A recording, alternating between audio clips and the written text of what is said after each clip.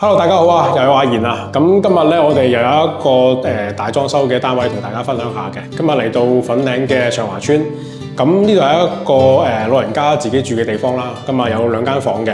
咁我帶大家逐樣睇下每個位置我哋做啲乜嘢。係啦，咁啊嚟到呢個大門口嘅位置，咁啊見到啦，呢個大門都係我哋幫個老人家更換咗嘅。咁啊入到嚟，咁見到呢個PD 門啦，用咗長虹玻璃啦，咁入到去就係廚房同埋廁所嘅位置嚟嘅。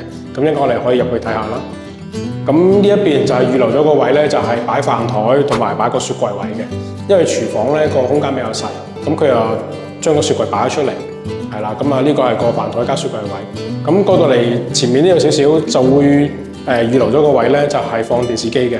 咁電視對面呢個位咧就係做梳化位嚟嘅，係啦。咁我擺咗張2座位嘅梳化，係啦。咁個客廳大概嘅情況就係咁樣啦。係啦，咁啊見到呢個PD 門啦，用咗長虹玻璃啦，咁而家都好常見啦，主要都係因為慳位啦。係啦，咁我哋就入去望望。係啦，咁啊嚟到廚房嘅位置啦，咁我哋今次個廚房咧就做咗一個細嘅 U 型地櫃，咁啊空間都足夠嘅，因為老人家咧就唔係咁慣用吊櫃嘅，咁所以我哋就今次就冇做吊櫃。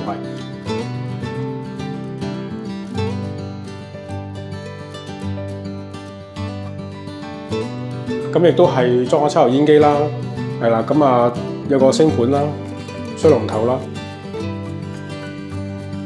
咁見到呢邊咧就留咗個空間，就係用揭蓋式嘅洗衣機嘅，係啦。咁因為老人家使用嘅習慣都係啦，用揭蓋式嘅話咧就會方便啲老人家使用。因為大眼雞咧就要踎低身攞衫啊，要擺衫入去咧，有陣時會比較困難嘅，係啦。咁就隔離呢個位置。咁啊有一個凹位啦，咁啊就翻隻窗，咁呢個位就可以用嚟做晾衫嘅位置。咁上邊就會幫佢安裝翻啲晾衫掛筒啊咁樣嘅。係啦，咁啊嚟到廁所嘅位置啦，咁啊呢個廁所我哋全個翻新啦，做翻牆身地磚啦，同埋防水層啦。咁廁所門我哋用咗呢一隻都係 PD 門嚟嘅，但係就用咗磨砂玻璃嘅長虹玻璃嘅飾面嘅。咁啊入到嚟就係坐廁啦、洗手盆啦。咁原本呢個廁所咧比較細嘅，咁我哋改動過之後咧就可以做翻一個對角開嘅企缸，係啦，咁啊加一個對角開嘅玻璃浴屏啦，係啦，咁就可以做到乾濕分離啦，係啦，咁啊廁所就大致上都係咁樣咯。好啦，咁啊嚟到第一間嘅睡房位置啦，咁呢個單位咧係一個老人家自己住嘅，咁我哋就幫佢做咗一張單人床啦喺呢邊，係啦，咁呢度咧我哋就做咗一個組合櫃。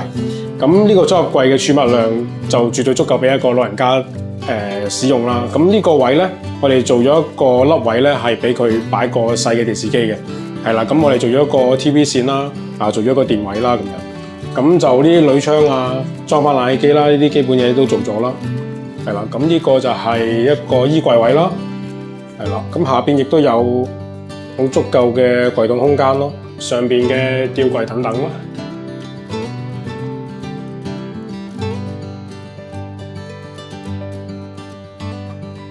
好啦，咁啊嚟到第2間房啦，咁見到咧得4埲牆嘅，咁啊呢間房應該係佢哋用嚟做儲物室㗎啦。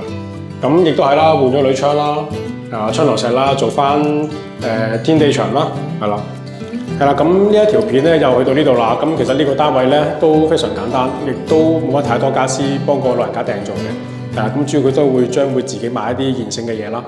咁呢個單位咧亦都係成功申請咗有需要人士維修自住物業津貼計劃。攞到8萬蚊嘅裝修津貼嘅，係啦。咁如果大家對呢個計劃有興趣，業主係符合資格嘅，可以聯絡我哋啦，查詢我哋究竟係點樣申請啦，或者問下我哋嗰個業主嘅申請資格都可以嘅。我哋個聯絡電話係56080086。咁啊呢條片就去到呢度啦，拜拜。